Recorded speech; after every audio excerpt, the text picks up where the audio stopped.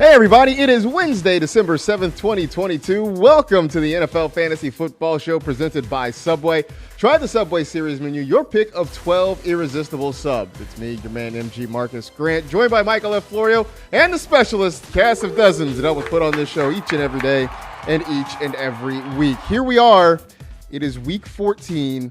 It is Bye-pocalypse 2. It is the final week of the regular season. I feel like that old Mark Wahlberg movie, like George Clooney, The Perfect Storm, like all these waves converging on us at once, and somehow we're on this tiny little boat that has to make it through.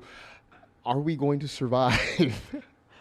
Some of us will. Not every fantasy team will come out on the other side, unfortunately, because if you don't make it past this week, your season is over. But schedule makers, you need to meet up with Marcas and I next year. Talk. And no more week, not 6 teams. Like you could have. There's been so many weeks with 2 teams on bye. We could have spread this out a little better, right? Like we need to get on the phone. And I think they had some of the programming and broadcast people on GMFB on Wednesday morning. Like we should talk to them. Maybe they can talk to the scheduling people because the league. For fantasy folks, they did us dirty this year, so hopefully we can put a bug in Roger Goodell's ear and make this not happen in the future. Of course, we're going to talk about all the games on the Week 14 slate, minus the Monday night game, but we'll get to every other game on Thursday and Sunday. We'll do some heroes and villains, sleepers, and streamers because with so many teams on a bye and so many players injured, very much going to be an issue where you're going to need some streamers, which is a good way to remind you that, of course, as we have talked about, 6 teams are on a bye. The Atlanta Falcons, the Chicago Bears, the Green Bay Packers, the Washington Commanders, the Indianapolis Colts, and the New Orleans Saints all have the week off. Maybe it doesn't affect you quarterback-wise, but certainly there are some running backs and receivers that are going to be unavailable to you this week. That gets us to what we always do at this time, which is our fantasy headlines. We will start in Baltimore, where Ravens head coach John Harbaugh says that Lamar Jackson is week to week and unlikely to play on Sunday against the Steelers. There are reports that Lamar could miss 1 to 3 weeks due to a knee sprain that he suffered last week against the Broncos. So is there anyone you trust starting in a Ravens jersey with Lamar Jackson likely out? It's just Mark Andrews, and that's because he's a tight end. And I mean, what are you going to pick up Hunter Henry and play him over Mark Andrews or something like that? Like we're going to get that question this week. You know that's coming. Yeah, right? I personally don't think I have the stomach to sit a Mark Andrews, especially if it's a must-win game for me. And the caveat being that Mark Andrews averaged more fantasy points per game last year without Lamar Jackson than with Lamar Jackson. So I think you could start him. Besides that, I'm staying far away from the Ravens. It is rough because the running back situation is bad. They don't have any wide receivers. I mean, they've been trying to make it work with like DeMarcus Robinson and James Prochet.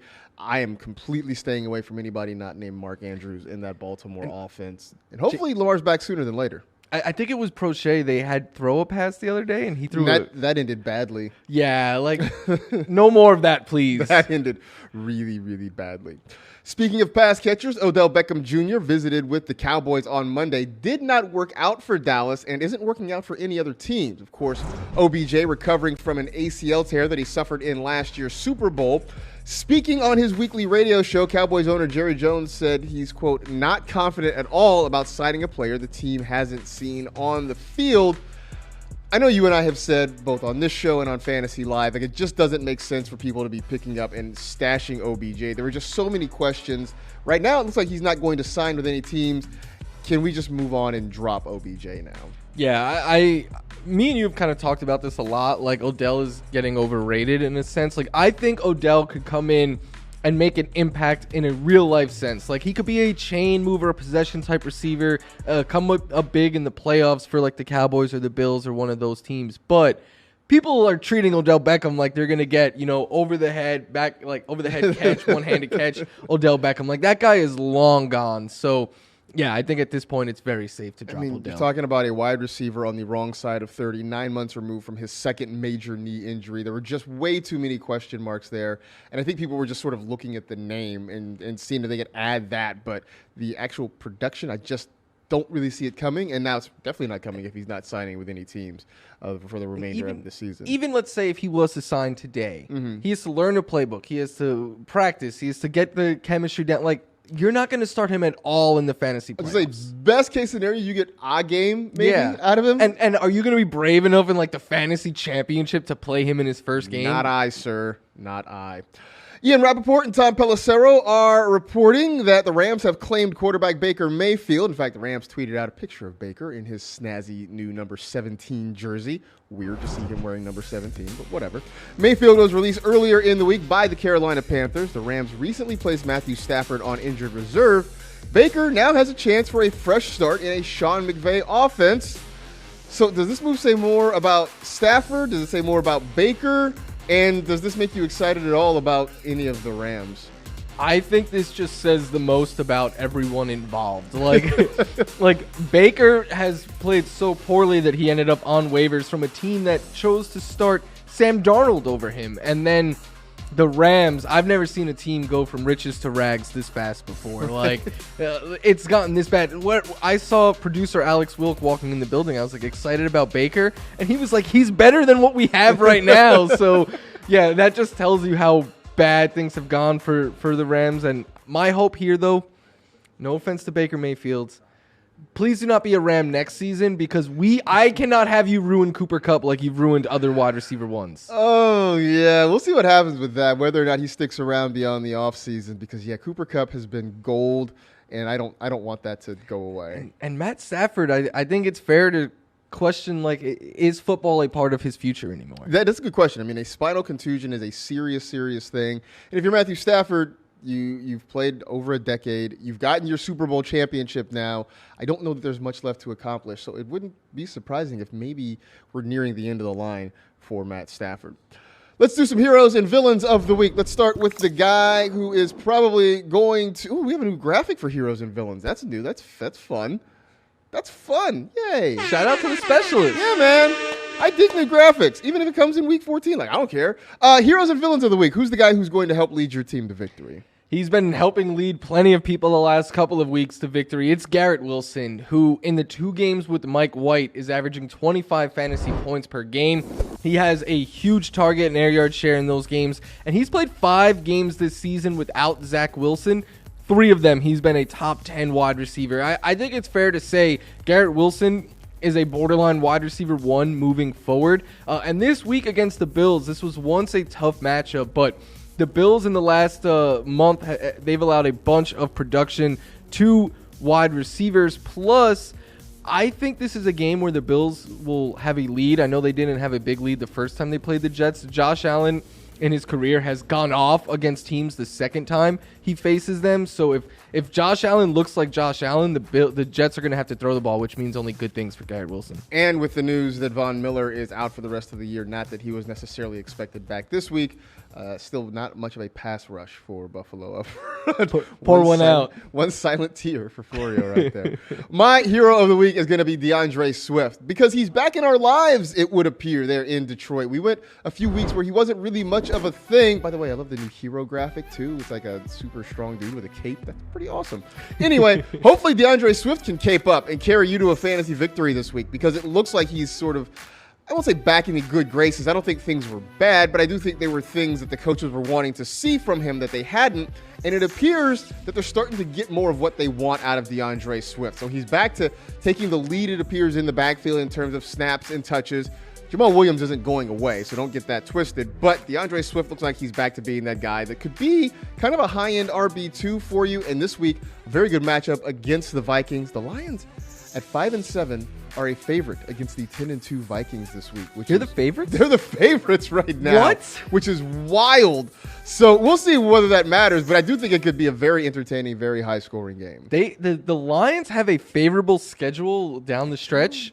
I am pulling so hard. I told this to Cynthia Freeland yesterday. I was like, outside of the Bills, the Lions are probably the team I'm rooting for the most right now. You know what? They're playing meaningful football in December, and it's not very often you can say that about the Detroit Lions. So shout out to Dan Campbell and his coaching staff for actually putting this together and making this happen. Let's talk some villains. Who's the guy that's going to let you down this week? Devonta Smith, who is coming off of one of his best games of the year where he had 21 fantasy points, but he had been below 14 in the 5 prior games to that and single digits in 3 of them. And then what worries me is 43% of his yards this season have come on passes of at least 10 air yards. 10 or more. The Giants are in the bottom third in the league in production allowed on those deep passes. Plus, they've just been tough on wide receivers in general. I think this is a game where we could see A.J. Brown do his thing, where we could see the Eagles' run game do their thing. But if Devonta Smith doesn't catch a long ball, which the Giants have limited, I think he could disappoint. And plus, just the history this year says he's kind of up and down, that it's not very often he puts together back-to-back big games. So we'll see what happens there. My villain of the week is going to be James Conner, who last year was a fantasy hero. This year he's been somewhere in the middle, but I don't know that this is going to be a good week for him, as we see the little devil graphic pop up for a fantasy villain there. Just, if anything, I think this is a week that the Cardinals have to throw the football. The Patriots have been incredibly tough on running games all year long, even in the last 4 weeks, just not giving up a whole lot on the ground. Maybe you see a situation where Conner catches a couple of passes, but I don't think that's enough to really keep him afloat. And so you may really be praying for him to get in the end zone in order to have a decent day. But if you have other options, maybe you get away from him. I get it if you have to play him, but this is not a week that I really want to have to rely on James Conner, because I just don't like the situation at all. Time to turn our focus to Thursday night football. Game that's going to be played about a driver's length away over there at SoFi Stadium. It's going to be the Raiders and the Rams, 8:15 Eastern. You can see that on Prime Video. Also stream it on NFL Plus. Last week, Cam Akers rose from his fantasy coma to score a couple of touchdowns, get you 60 yards on the ground. This week, a so-so matchup. How confident are you in starting Cam Akers? So I'm not super confident in saying get him in your starting lineup right now, but I think if you're looking at the waiver wire or maybe your bench, something like that, for a streaming option, that's where Cam Akers comes into play. It's what you always say, Marcus. You can't trust Sean McVay on a week-to-week basis with his running backs, but last week we did see Akers play 73% of the snaps. He had 17 of the 20 running back carries, and then scored the 2 touchdowns. And this is just about the matchup. The Raiders, they're in the top 10 on the year and in the month in fantasy points allowed to running backs. Again, not someone that I'm super bullish about, but if I'm going a little bit deeper with 6 teams on bye this week, Akers is someone I think you could plug in.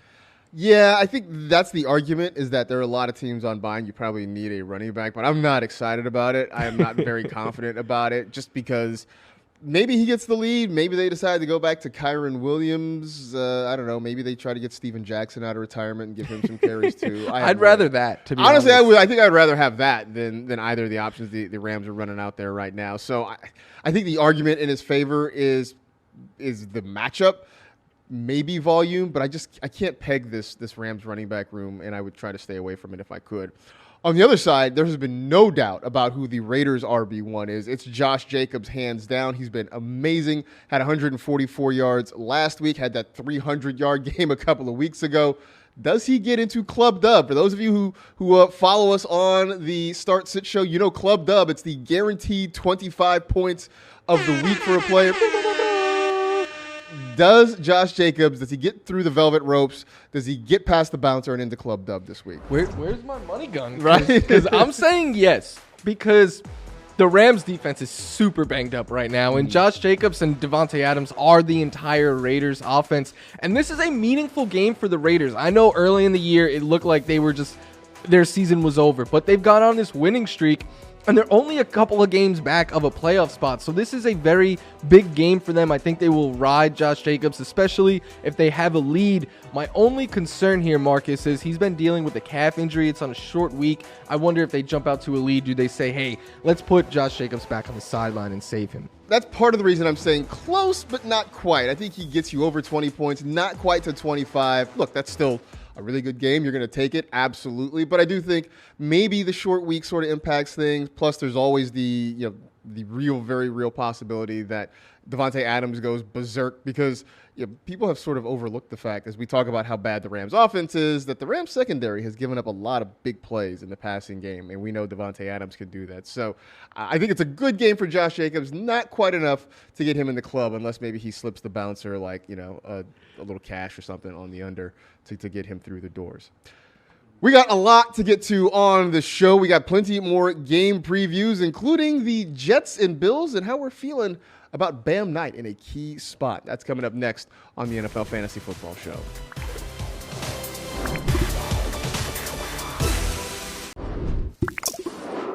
It's time for Look to the Data presented by Intel. Got this nugget from the research team about Deontay Johnson. He is just the 6th wide receiver since targets started being tracked in 1992 to have 100 or more targets and 0 receiving touchdowns in a season. We talked a lot about how Deontay Johnson is getting a lot of usage, getting a lot of looks. Hasn't really amounted to a whole lot in fantasy production. They've got the Ravens this week. Is this the week that Deontay Johnson finally cracks the end zone and scores a touchdown? No, I don't think so. This to me is shaping up to be like a run fest. There's going to be no Lamar Jackson. So I think this will be a low-scoring, just gritty divisional game. I think we're going to get a lot of Najee Harris. I'm excited to start him, and that's kind of it when the Steelers, because Kenny Pickett, he's throwing like 1 touchdown a game. So if you don't get that, I mean, Deontay Johnson had 11 targets last week. He turned it into 11 fantasy points. And that was his high with Kenny Pickett this year. Like, it's been awful. And plus, on top of that, George Pickens was super angry after the game, and the Steelers were. Mike Tomlin was like, "I like that," so I wouldn't be surprised if maybe he's getting more volume. Oh, so this might be the squeaky wheel game for George Pickens a little bit. I'm with you though. I don't think this is the week that Deontay Johnson gets in the end zone. I don't expect a lot of scoring in this game between these two teams. You mentioned no Lamar Jackson. The Steelers' offense has not been exactly dynamic so far this season, so. I feel like this is going to be low scoring. There may only be a couple touchdowns total in this game, maybe one for either side and a whole bunch of field goals and a lot of running the football. So, sorry, Deontay, you might have to wait another week before we talk about you getting in the end zone here. Back to our game previews for Week 14, Jets at the Bills. And Bam Knight has been a guy we've been talking about as a waiver wire ad and a potential starter for a lot of fantasy teams. Playoffs on the line. You need a win to get in this week.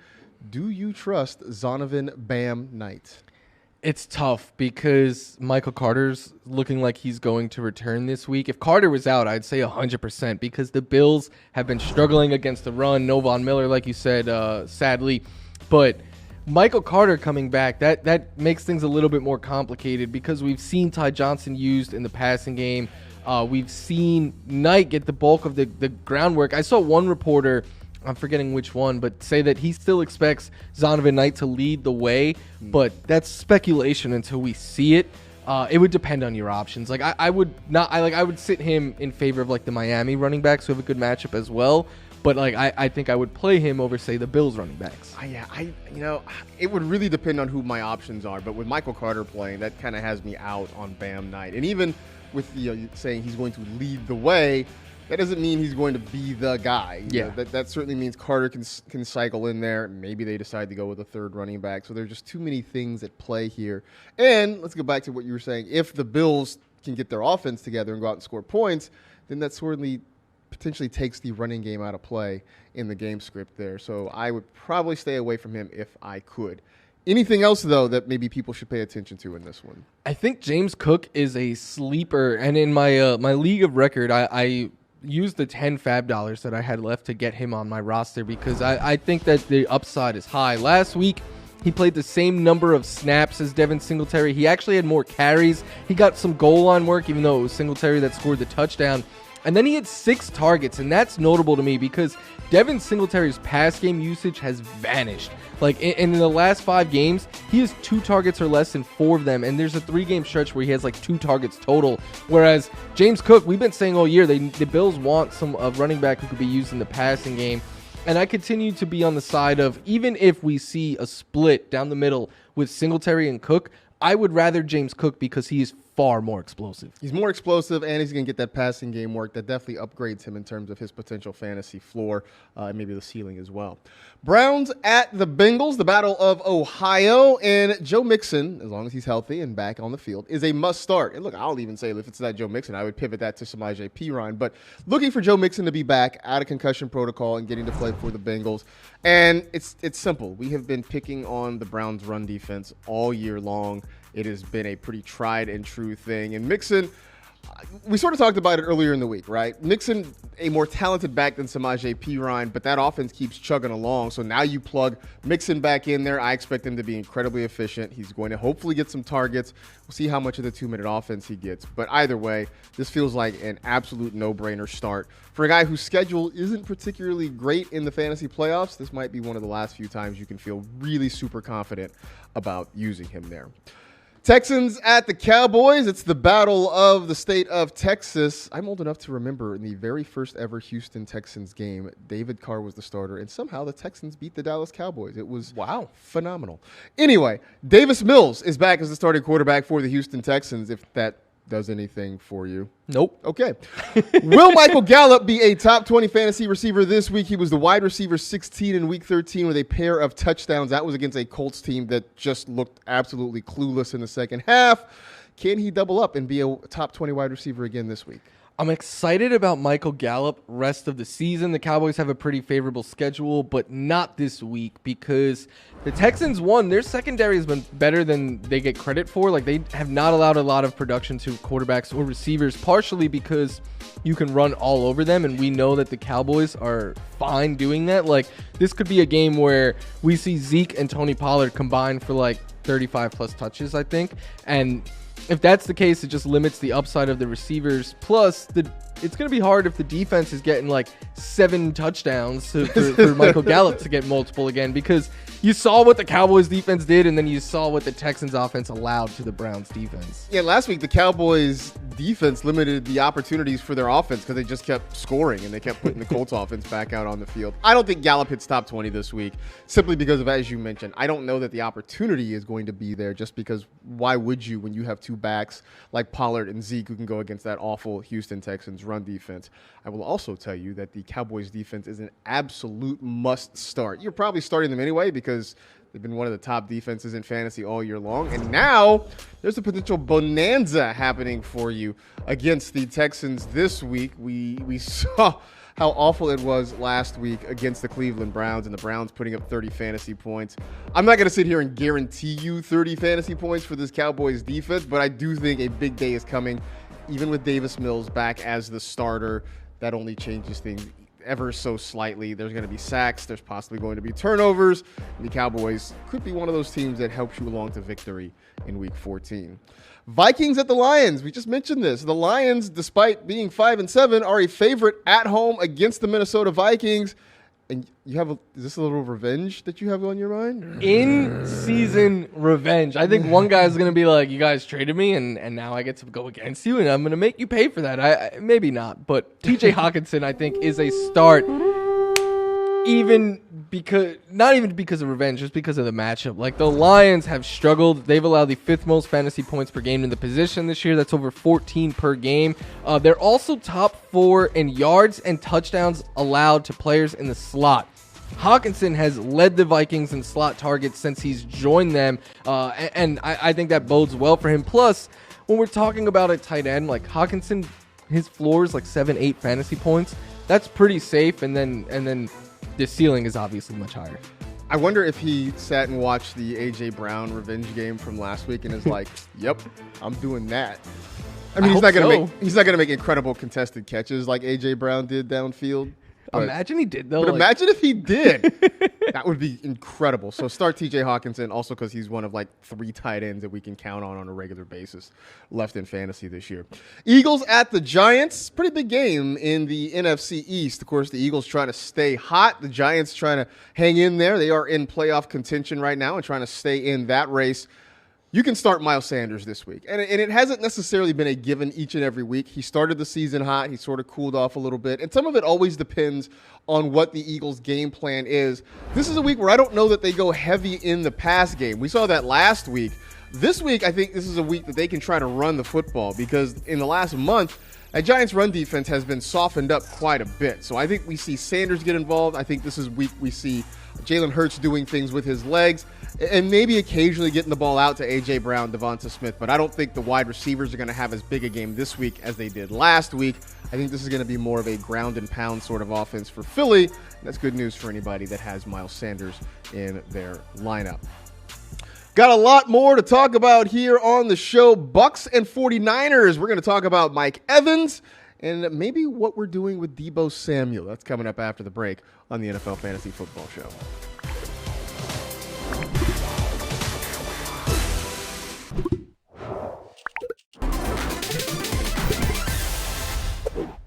Back to our game previews. The Ravens at the Steelers. We are pretty sure we're not going to see Lamar Jackson, and we've decided that Deontay Johnson's not going to score a touchdown. So please give us some sort of positive news here. Start Najee Harris. All right. Look, I know it was rough for Najee Harris early in the year, but he's been better as of late, and I don't think he's gotten enough credit for it. In 3 of the last 4 games, he has at least 17 carries and at least 86 rushing yards in them. And then after having 1 touchdown through the first 10 weeks of the season, he has 3 rushing touchdowns in his last 3 games. So he's getting more utilized there. And even the passing game usage continues to be up and down. But this is a game that I think is going to be close. It's going to be ugly. You know, they're going to try to get Najee Harris the ball. This game's not going to be fun to watch. I mean, it's going to be just a slugfest between these two teams. Neither offense is particularly great. The defenses are good enough. But it's nice to know that we can at least count on something in this football game. Jaguars at the Titans. Last week, not a great week for Travis Etienne. Not a great week for the Jaguars offense as a whole. They only scored 14 points. Does Etienne bounce back this week against pretty good Titans run defense? I don't think so. And this is what I wrote in my Stardom Situm intro. I was like, an example of a player that I really wanted to write as a sit was Travis Etienne. But I can't in good conscience tell you to sit him with 6 teams on bye this week. Meaning that, like, if you have other options, get away from him. But the chances are that many managers with him don't have anyone who brings his kind of upside. So while I don't love his matchup and I don't love how he's been used and the production we've been getting him out of lately, I think the upside is too high that unless you have another reliable running back, and in spots like I'm starting James Cook because of buys or Latavius Murray, there's no way I could ever sit ETN in a situation like that. That's going to be the hard part, is that you probably don't have anybody to replace him. But I have a sense this game is going to be contested through the air. You're talking about 2 of the top 12 run defenses in the NFL. Meanwhile, these are 2 of the bottom 3 or 4 pass defenses in the league, which is why I've got Zay Jones as a sleeper. And I know we talked about this last week, right? We were big on Zay Jones against the Lions, and it didn't work out from an execution standpoint. It was not from an opportunity standpoint. He played about 81% of the snaps. He had 7 targets. Christian Kirk had 8.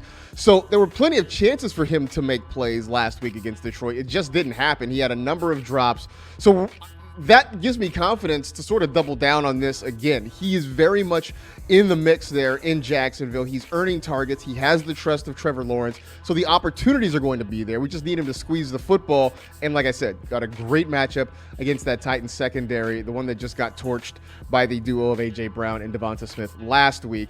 They may have their hands full with Christian Kirk and Zay Jones this week. Chiefs at the Broncos, which I think before the season, this game looked a lot more appealing than it does right now. Good news for you and for the Chiefs. Kadarius Toney is back at practice, so we'll see whether he actually makes it onto the field this week, but there's at least reason to be optimistic about it. But there's somebody that you're not all that optimistic about. I'm saying beware Juju Smith-Schuster in this game because there's a lot of reasons. One, in his last 2 games combined, he has 7 targets and fewer than 40 yards in each of them. Plus, Patrick Surtain is on the other side. And as bad as the Denver Broncos have been this year, it's entirely on their offense. Like, their defense is one of the very best in the NFL. They're also one of the very best at limiting wide receivers. Only the Colts have allowed fewer fantasy points per game this year. Plus, I am curious to see if they use Surtain more on Kelsey or Juju, but either way, with Juju struggling, with the matchup being tough, and then with this being a game where the Chiefs probably don't have to score a lot of points, like 10 points might be enough to put away the Broncos. I don't know how aggressive they will be. And then also, I guess if there's one positive here, Marcus, it's that this is a little sneak preview for people to decide what to do with Juju because they get this matchup again in championship week. So there's a thing going around on fantasy Twitter right now. Will Russell Wilson throw for more touchdowns than he has toilets in his house? He has 12 toilets in his house.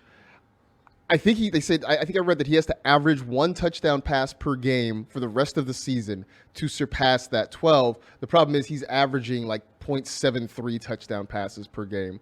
So there's a very real question whether or not he will end the season with more toilets in his home than touchdown passes this year. I think he's gonna surpass the toilets just because of his, like, after the Chiefs, they get the Cardinals, the Rams, the Chiefs again, and then the Chargers. Like, if you can't throw one touchdown pass per week in that schedule, what are we doing? Well, I mean, this is something to watch now. We are on Russell Wilson toilet watch at this point. That was the most well-timed drop ever. So we're gonna keep an eye on that. We're gonna keep tracking this as we get through the remainder of the season. Panthers at the Seahawks, two teams whose uniforms I feel like look almost identical if you're not really paying attention. Fantasy-wise, though, I think you can start Deontay Foreman. The Panthers are coming off a bye, and even though you go back to Week 12, it was a fairly even split between Foreman and Chuba Hubbard. Foreman did have the majority of the snaps. He had more rushing attempts, went for over 100 yards on 24 carries a couple of weeks ago. And now he gets the Seahawks defense that, look, we've talked throughout the year about them getting better than where they were at the start of the season.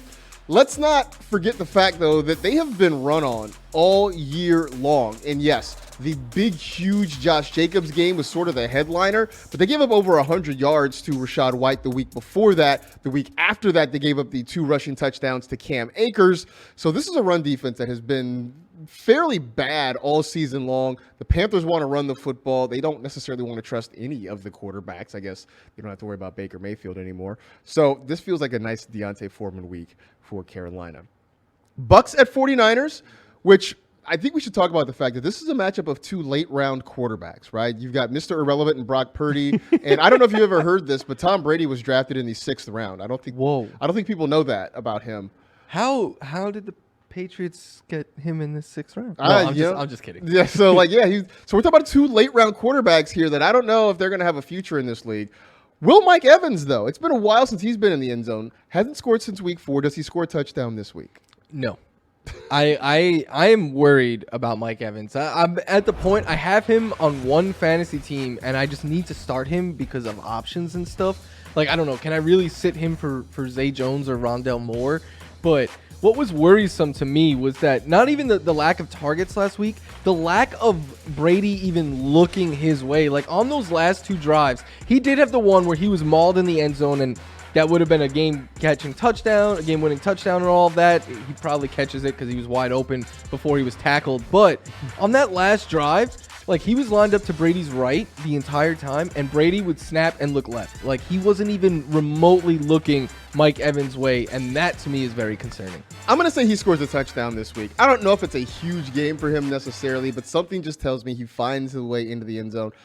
I don't love Tom Brady. Like, I wouldn't start Tom Brady if I had other options. And like I said, I don't think that's a big blow-up game coming for Mike Evans, but something tells me he will find his way into a touchdown this week. On the other side, we talked about what the Niners may have to do with no Jimmy Garoppolo, and you think Debo could potentially be a part of the answer. Yeah, what encourages me about Debo Samuel is last week, all 10 of his targets came from Brock Purdy. That was the most targeted player from Purdy, because CMC finished with 10 targets, but only 9 of them were from Brock Purdy. And that's the thing. Like, Purdy averaged 5.3 air yards per attempt last week, which to me shows me that they're trying to ask him to not do too much. They're trying to quickly get the ball out of his hands, make short, safe throws, and let these playmakers do what they do after the catch. And that's where Debo thrives. Like, he continues to be the best receiver on a per-catch basis in terms of yak. So if they're just going to be like, hey, quickly get rid of this ball, I think it's what we said on Monday. Debo and CMC are the 2 Niners you could keep trusting. So if there are 2 guys they can scheme up touches for in that offense fairly easily, it's Debo and it's Christian McCaffrey. Sunday Night Football, that's also over at SoFi Stadium, just to my right here. And I think this is going to be an incredibly attractive uniform matchup between these 2 teams. But also, Tua had a bad game. He started hot against the 49ers. His first pass went for 75 yards and a touchdown. The rest of the day was not nearly as good for him. Do you expect a big bounce back against the Chargers this week? Yes. The 49ers defense is amazing, and the Chargers defense is pretty bad. Like, that's the huge difference there. And the 49ers on the year, they're in the bottom, they've allowed a very few. They're in the bottom 5 in fantasy points allowed to quarterbacks. Meanwhile, The Chargers are in the top 6 in the last month, whereas in the last month, the Niners are the fewest. So you're going from the one side of the spectrum to the exact opposite. And we've seen with Tua that he can put up big numbers in good matchups. I do think Tua comes back this week. It's just, we said last week that might be the toughest matchup for the Dolphins all year long, going against the 49ers, and it did not go well for them. This is a much easier situation, so I think he's going to have a pretty nice performance for you. I also think you can start either of the Dolphins running backs. Now, as I sit here right now doing this show, I can't tell you who's going to be the leader because Jeff Wilson comes and immediately he takes more than 50% of the snaps. Then last week it was the Raheem Mostert show. He had, I believe, 60% of the snaps, which he turned into a handy 7 carries for 30 yards. Blah. I think either way, both these guys are going to have an opportunity to have big games, even if they're still splitting the opportunities, just because the Chargers' run defense has been gashed, not just this year, but for the last couple of years. It has been a consistent problem for Los Angeles. So I think if you've got Wilson, you're absolutely starting him. If you've got Mostert, I think you can use him as a flex option this week. Monday Night Football, the Patriots and the Cardinals. Cardinals coming off a bye here. Anything that we absolutely should be looking at this week? I think you can start Marquise Brown in this one. And the, you know, what we always hear with the Patriots is like Belichick is going to scheme taking away your best player. Well, that's DeAndre Hopkins. So if he's throwing extra attention D-Hop's way, I think that just opens up stuff opposite side of the field for Marquise Brown. And it's worth mentioning that we've only seen one game this year where both of them active. It was before their bye last week. And Marquise Brown had more targets than DeAndre Hopkins. I don't expect that to be the norm, but I think it'll vary week to week. Like, I don't think this is a situation where, like, Marquise Brown is the firm second fiddle because D-Hop is going to take so much defensive attention away that Marquise Brown will get his as well. And there's always a threat of the deep ball with he and Kyler Murray having that connection too. So if he can pop a couple of long ones, that definitely improves his outlook for the week. Don't know if you heard, but there are 6 teams on a bye this week. We're going to talk about some streaming options at quarterback, tight end, and defense to maybe help you through if you are thin at those positions. That's coming up later at the NFL Fantasy Football Show.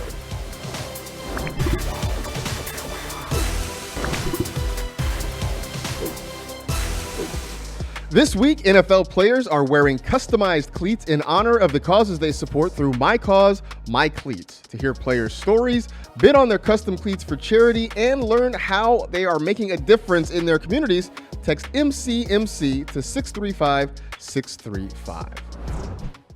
So, in case you forgot, Falcons, Bears, Packers, Commanders, Colts, Saints, they all have the week off, so all those players are not going to be available to you, so you might be hurting at a few different positions to try and field a lineup. So we've got some streaming options at quarterback, tight end, and defense, because those are generally the onesie positions, the ones where it's harder to find some talent if you need it. So let's start at quarterback. Who is a streaming option for you this week? Ryan Tannehill, which I know you might be like, what? Like, that's kind of gross. I get it, but it's all about the matchup against the Jaguars. Since week 6, every quarterback who has played the Jacksonville Jaguars, except for Russell Wilson, has finished as a top 10 quarterback in that week. In the last month, they've allowed the second most fantasy points per game to quarterbacks at 25. Jared Goff, he just scored his most fantasy points in 2 months. The week before that, Lamar Jackson had that same thing happen, both against this Jaguars defense. And then you add in the fact that the Titans defense really struggles against the pass as well, especially they give up a lot of big plays. I think this could be a sneaky high-scoring game. And the thing is, like, I don't think you're going to have much competition trying to pick up Ryan Tannehill. That's the thing. There's not going to be a lot of folks fist fighting over Ryan Tannehill. I said this game's probably going to be contested through the air, and that definitely helps Tannehill's outlook. Hopefully Treylon Burks is healthy, too, because that's going to be a big impact in that game if he can go. I'm going to go with Kirk Cousins because the Vikings have been, I mean, look, Kirk Cousins this year I feel like has been sort of what his reputation makes him out to be, which is just sort of meh. And that's what's happened, right? In the good matchups, he's been pretty good. In the bad matchups, he's been not so good. This is a very good matchup in what I think is going to be a high-scoring game. I know we're going to talk about this game sort of the way we talked about Jags-Lions last week, which, by the way, that was a high-scoring game. It's just that one team scored most of the points in that one. I think this one might be a little bit more even, but I also expect that Kirk Cousins is going to get the ball out to his guys. And this is one of those matchups where I think he can prosper. Had 18 points when these teams met earlier in the season. Not bad. I think he can do at least that, maybe a little bit more this week. Over to the tight end spot, which has been a menace for us all year long and hasn't gotten any better. A lot of people have been streaming for a long time at tight end. What is an option for them this week? Hunter Henry, who unfortunately I am picking up and streaming myself in a number of leagues. But the thing is, this is about the matchup. Not only have the Cardinals allowed over 20 fantasy points per game to the position, whereas only one other team allows over 15 per week, to put that into perspective. But they've allowed the most targets, catches, yards, and touchdowns. That's the full allotment of stats that you can allow to a position, and they have allowed the most to tight ends. And say you're in a really deep league and Hunter Henry, you miss out on him. I think Jonnu Smith is a deep league sleeper because he, outside of Ramondre Stevenson, leads the Patriots in yak, and we know the Cardinals will give up a bunch of that. I remember how I used to like both Hunter Henry and Jonnu Smith, and then they went to the same team and functionally disappeared from our lives. But I do like him this week as a sleeper because ... Cardinals. I am going to go back, get my passport stamped, and take another visit to the island of Foster Moreau. And this might be the last week we can talk about using Foster Moreau because Darren Waller says he's ready to come back and could be back for next week's game against New England. So this might be your last chance to stream Moreau. Maybe this means we get Darren Waller back in our lives. We'll see. But the Rams have been pretty bad against tight ends all year long. I talk about how their secondary has given up big plays. They've also been soft, sort of underneath and in the middle. And if Foster Moreau can avoid maybe running up on Bobby Wagner, he should be able to get open and earn a few targets and maybe find his way into the end zone. Look, man, if you get 6 points out of a tight end, then you should be pretty happy about that. If you get like 10 points and you're over the moon about it, I mean, unless your tight end is Travis Kelce, and if he only scores you 10 points, then you're probably heartbroken. Yeah. But like he's like the only one at this point. Defense and special teams. Anyone that you like this week? This is another one that sounds gross, but Raiders. Yeah. Their defense, I know it's been bad, but you know what's been worse? The Rams offense. And right now they've allowed the third most fantasy points per game to opposing defenses. They are extremely depleted on both sides of the ball, especially on the offensive side of the ball. They give up sacks. They turn the ball over. That's what you want when you're streaming a defense. And there's rumors that Baker Mayfield might try to suit up for this game. That's only a good thing for the Raiders defense because he's literally coming in not knowing the playbook or anything like that. He's just going to be, hey, I'm just going to throw it to the same color helmet. That's going to be his goal for the week if that is the case. I do like the Raiders as a sleeper defense this week. I also like as a sleeper defense the Chiefs, which it's not a defense we talk a lot about in fantasy football for pretty good reason. They haven't been particularly great. But I don't know if you know this about the Broncos offense. It's bad. We literally just spent a couple of minutes talking about Russell Wilson and his bathroom appliances and whether or not he can have more touchdown passes by the end of the year than he has in his house. So this, to me, suggests that the Chiefs really are a good option. The Broncos cannot score points. They are struggling to move the ball consistently, and they could be forced into a situation where they have to be a little bit more one-dimensional. Unless the Broncos defense can keep the Chiefs out of the end zone, which not impossible, but incredibly difficult.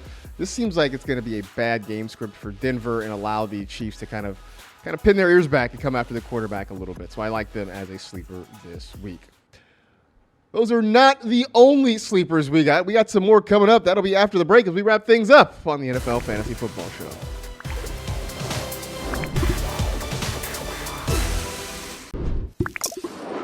It's time for Preparation Equals Performance, presented by Castrol Edge. We will wrap up the show with some sleepers. And who's the first one on your list this week? Jameson Williams. And I know that DJ Chark is going to be a popular streaming option this week, and I like him too, but I think Jameson Williams is the swing for the fences type of play. He was very limited last week, and Dan Campbell said that, but he said expect more of him next week and said it will be like how they brought back Jerry Jacobs from an ACL injury. Jacobs was limited his first 2 weeks before they really started to get him more acclimated, but with this being such a big game for the Lions and the fact that the Vikings allowed the second most fantasy points to receivers plus the second most yards on deep passes, I think the Lions are going to pick their spots and take a couple of deep shots with Jameson Williams. So if you're in need of a swing for the fences type of play, he is the one I would take the shot on. I do love how the Lions we want to get him in, we're going to work him in on special teams, and then they don't punt for the entire game, so he doesn't even get that opportunity. Since we're talking about the Lions, Let's talk about Jared Goff, because I like him as a sleeper this week as well. We keep talking about the Vikings defense. It has been a soft target for a little while now. The Lions offense starting to get hot. We've seen what Amon-Ra St. Brown can do all year long. Now DeAndre Swift is sort of back in part of the passing game. Jamison Williams potentially an opportunity. You mentioned DJ Chark as a guy that could be a nice sleeper option for a lot of teams this week. And Jared Goff is the guy who's sort of taking advantage of all of it. It's not always pretty. It's not always super high scoring, but this feels like a week that you can get him in. Certainly in 2 QB leagues, but maybe even as a low-end QB1 in 1 QB leagues as well. We have some sleepers that actually aren't Lions today too, don't we? Yeah, we do, and this is a deep one, but Richie James, because the Eagles secondary on the outsides is probably the best in the league. Like, both of their corners are in the bottom 3 in passer rating allowed when targeted, but the Eagles are actually in the top 10 in yards allowed to receivers lined up in the slot. So I think this is a game where they're going to make life tough on Darius Slayton and Isaiah Hodges, but then that means that Richie James could be open and maybe get some bump in volume, especially if the Giants are chasing points, which the Giants are likely chasing points. Hey, I don't know if you've noticed this, but I think that Lions-Vikings game is going to have a lot of points in it. That's why I'm saying Adam Thielen is a sleeper this week. And it has been a while since we have talked about Thielen. The touchdown regression that we have been predicting for a while seems to have hit. So has a regression when it comes to receptions and receiving yards as well. But this feels like an opportunity for him to get more involved. Had 6 targets last week. He's still on the field a ton, just not getting a whole lot of looks. But in a game that could be back and forth, I think Adam Thielen is in play. A touchdown would certainly help his outlook this week against Detroit. Anybody else you got as a sleeper? I have Ty Johnson. Again, you're going to have to monitor Michael Carter and his health, but if Carter's banged up or anything like that, still, Ty Johnson last week led the Jets backfield in targets, and with 7 of them, I believe. So he's clearly a back that they trust in the pass game, and that's the thing. Like, if they're chasing points or needing to put up points to keep up with the Bills, he could get more usage again, but as long as Michael Carter is not out there. Yeah, keep an eye on the Jets injury report all week. My last one is the Steelers defense. I don't think there's going to be a lot of points scored between the Steelers and the Ravens this week. We also know that Baltimore's not going to have, or at least they don't expect to have, Lamar Jackson. Their wide receiver core is a mess. Mark Andrews has not looked like himself since coming back from the injury. There's just not a whole lot of reasons to fear this Ravens offense this week. So I think for TJ Watt and that front line and then the secondary that can make some plays here. And if you're needing some help on the defensive side of things, Steelers could be a good streaming option for you. For more sleepers, some of those names that I mentioned and maybe some other ones that I didn't mention as well, you can check out my weekly sleepers column at NFL.com/sleepers. Comes out on Thursday morning, so be aware of it then. In the meantime, that is it. We are done. We appreciate you hanging out with the NFL Fantasy Football Show presented by Subway. Try the Subway Series menu, your pick of 12 irresistible subs. You know the drill. Tell 2 friends to tell 2 friends. Rate, review, and remember, if you see me talking to myself, just move along. We're having a team meeting. Be safe. Take care of yourselves. Enjoy Week 14. Hopefully you make the playoffs, and we'll talk to you next week.